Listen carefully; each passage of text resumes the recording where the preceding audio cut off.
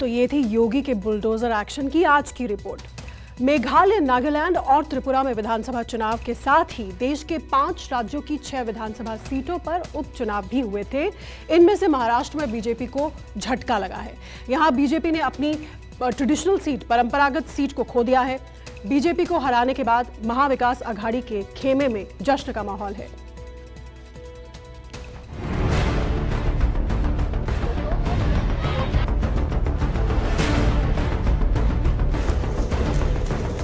तीन राज्यों में विधानसभा चुनाव के साथ ही कई राज्यों की कुछ विधानसभा सीटों पर उपचुनाव भी हुए थे, जिसके नतीजे सामने आए हैं। इन नतीजों में सबसे तगड़ा झटका बीजेपी को महाराष्ट्र में लगा है। महाराष्ट्र के कस्बा पेठ और चिंचवाड़ सीट पर विधानसभा के उपचुनाव हुए थे। इन दोनों सीटों पर 2019 में बीजेपी को जीत मिली थी। कुछ महीने पहले ही इन दोनों सीटों के बीजेपी विधायकों का निधन हो गया था, जिसके बाद हुए उपचुनाव में चिंचवाड़ सीट को तो बचाने में बीजेपी कामयाब हो गई, लेकिन बीजेपी के हाथ से कस्बा पेठ सीट निकल गई। कस्बा पेठ में हार को बीजेपी के लिए बड़ा झटका माना जा रहा है, क्योंकि इस सीट पर 1995 से बीजेपी का कब्जा था। लेकिन अब हुए उपचुनाव में महाविकास आघाड़ी में शामिल कांग्रेस ने इस सीट पर कब्जा कर लिया है। कांग्रेस के रविंद्र धंगेकर ने बीजेपी के हेमंत नारायण रसाने को 10,915 वोटों से हराया है। कस्बा पेठ में जीत के बाद महाविकास आघाड़ी के कार्यकर्ताओं और नेताओं ने जमकर जश्न मनाया। साथ ही इस जीत के बाद महाविकास आघाड़ी में शामिल पार्टी के नेताओं को बीजेपी पर हमला करने का भी एक बड़ा मौका मिल गया है। भाजपा की जो दिखाने के दांत है, खाने के दांत है, वो अब लोगों को स्पष्ट पता चल गए हैं। लोगों ने उनको जवाब देना शुरू हो गया और बीजेपी की उल्टी गिनती महाराष्ट्र में शुरू हुई है। हाल ही में विधान परिषद के चुनाव हुए, ग्रेजुएट मतदार संघ के हुए, टीचर मतदार संघ के 4 जगह महाविकास आघाड़ी के उम्मीदवार वहाँ जीते, जहाँ पे बीजेपी के कंटिन्यू उम्मीदवार आते थे। वहाँ पर भी आपने देखा होगा कि वहाँ पे भी महाविकास आघाड़ी के उम्मीदवार चुन के आए। तो इसका मतलब है कि महाराष्ट्र में बीजेपी की उल्टी गिनती शुरू हो चुकी है। आज कस्बा में अगर आप देखें तो महाविकास आघाड़ी के कांग्रेस के जो उम्मीदवार थे उनकी जीत हुई है। ये एक बहुत महत्वपूर्ण निकाल देखा जा सकता है, क्योंकि इसीलिए ही अगर आप देखें तो महाराष्ट्र में जो भी गद्दारी हुई और जो राजनीतिक एक वातावरण बन चुका है वो किसी को भी पसंद नहीं आया। महाराष्ट्र में जो आज किसानों की हाल है, जो कायदा सुव्यवस्था की हाल है, और अगर आप देखें तो महाराष्ट्र में जो भी चल रहा है वो लोगों को पसंद नहीं है।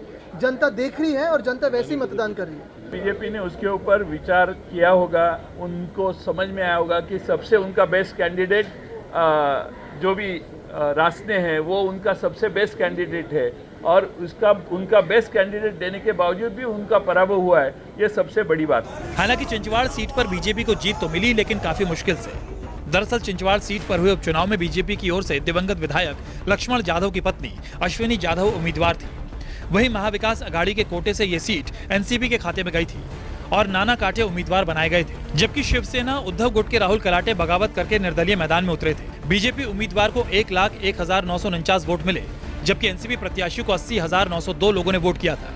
वहीं बागी राहुल कलाटे के खाते में 30,000 से ज्यादा वोट आए, यानी करीब 20,000 वोटों से एनसीपी के उम्मीदवार को हार का सामना करना पड़ा। ऐसे में माना जा रहा है कि अगर शिवसेना के राहुल कलाटे बगावत कर मैदान में नहीं उतरते और एनसीपी कैंडिडेट का समर्थन कर देते तो चिंचवाड़ में भी बीजेपी की मुश्किलें बढ़ सकती थी। 28 साल से हम जीत रहे हैं।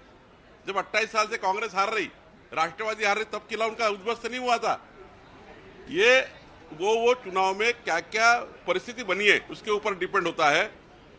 वहां पर जो उम्मीदवार है धंगेकर, उस उम्मीदवार ने इसके पहले 2 विधानसभा चुनाव लड़ी है और वहां पर उनको थोड़ी सिंपैथी जा रही थी, और हमारा उम्मीदवार पहली बार लड़ा है तो थोड़ा सहानुभूति थी। ये कोई महाविकास आघाड़ी का वगैरह विजय है ना, ये कहते होंगे तो फिर जरा सोचना पड़ेगा।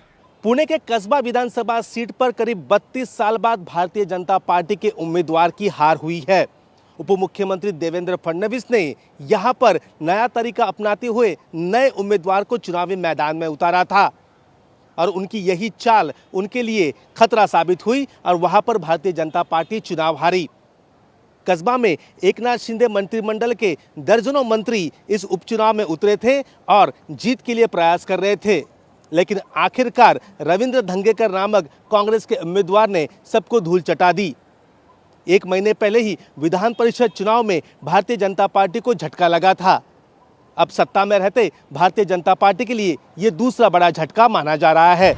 महाराष्ट्र के अलावा अरुणाचल प्रदेश, झारखंड, तमिलनाडु और पश्चिम बंगाल की भी एक सीट पर विधानसभा के उपचुनाव हुए थे, जिसमें से अरुणाचल प्रदेश की लुम्ता सीट पर बीजेपी को निर्विरोध जीत मिली है। झारखंड की रामगढ़ सीट पर एजेएसयू जीत दर्ज करने में कामयाब रही।